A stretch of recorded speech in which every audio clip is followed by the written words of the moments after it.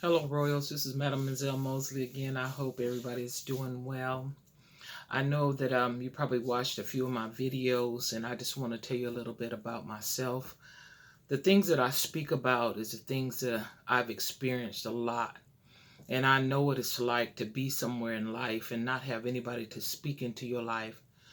And I'm speaking into people's lives because I know how I felt in my life when no one had spoken to mine. It was very few people that came and spoke into my life. It takes a lot of courage to speak into people's lives because people automatically get a, attitude with you, thinking you're trying to talk about them or you're trying to shade them. I ain't trying to shade nobody. I'm just trying to pour you a glass of lemonade. No shade, just lemonade. But I want to read this scripture to you all. Comes out of John chapter 5, and it speaks of the impotent man. It's John 5, and I'm going to read verses 5 through 9. And I want you to go and read it for yourself, but I'm going to read it because I have something to say to you all today. And it says, a certain man was there which had an infirmity 38 years. Now, this man had an infirmity for 38 years. When Jesus saw him lie and knew that he had been now a long time in that case, and Jesus said to the man, will thou be made whole? The impotent man answered him, Sir, I have no man when the water to be put me in the pool, but while another stepped down before me. Now, what the man was talking about is at a certain time of the day that the angels would stir the pool. And when he stirred the pool, whoever got into the water first, they would be healed no matter what it was that was going on. So just imagine this man being disabled for 38 years. But you know what I thought about when I thought about the man being 38 years and the pool being stirred? If the town would have just took turns in helping the helpless in the pool, the whole town would have been healed in no time. That's why, I speak to people because I'm considering a person that need to be put in the pool, a person that need to hear what I have to say. And those that don't want to hear what I got to say, then you don't need to hear it. But you want to be healed. And then the first thing that the man said to Jesus when Jesus said, do you want to be healed? He said, I have no man. You don't need nobody. You need Jesus. And when I say you don't need nobody, it's like when you call on the Lord, he'll send those who will come, but he's already there to do what needs to be done.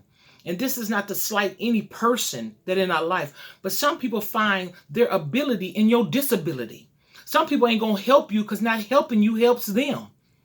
See, if I help you to get out of where you at, then where am I at if I'm one of those people that keep you disabled? Some people feed off of your disability. It makes them feel like they have an ability to be over people with disabilities. You know what I'm saying? That's how people in this world make their money. That's how people who sell drugs, and I'm not against anybody. Do what you do because that's on you. Sell drugs because people don't want to feel. People want to get high. They want to forget. They want to, not feel the pain anymore. They just want to just be numb to it all.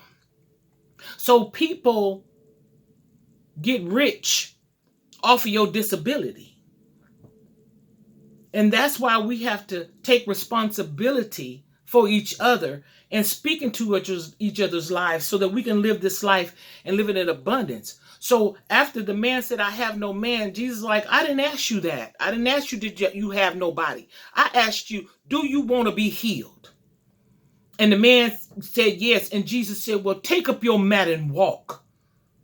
And the man got up and he walked. Now, he ain't walked in 38 years. I know it's some addictions, some afflictions that had us down for 38 years, 10 years, 5 years, 2 years, 50 years. But if you just talk to Jesus, if you just understand that he's already made a way out of no way, if you just understand that he saw you when you thought no one else was looking, and he will make a personal appearance to you. He will come to you in the darkness of the night. He will come to you at your most alonest points. There is nowhere that you can't come from. Because I'm going to tell you why I know there's nowhere you can't come from. Because you wasn't born in that. You was not born where you at. You wasn't born doing what you doing. So you can do without it. Because you was you before you got into what you do. So I just say this to you today. That take up your mat and walk. Don't just lie there and be impotent. Don't just lie there because nobody is speaking into your life. Don't just lie there because you've been there so long. So this is who you are. This is just what you need to do. And I'm not saying it's going to be an easy process. All I'm saying is that you have the ability to get out of your disability. So I say this to you all. I love you. I hope this helped you. I ain't never trying to shade you. I'm just trying to bring you out of what you in because I know that you are greater than that. And I love you and I pray that you continue to be blessed. And God got you. You ain't got to worry about if nobody else ain't got you. He got you. Give him a chance. I did. I've been in places and I've seen faces and I understand things on a level that if I don't go into the trenches to get the people that I know that want to come out or don't even know they in to come out, who will? I will. So I pray that all my royals be blessed. Don't be stressed. And I'll see you next time. All right.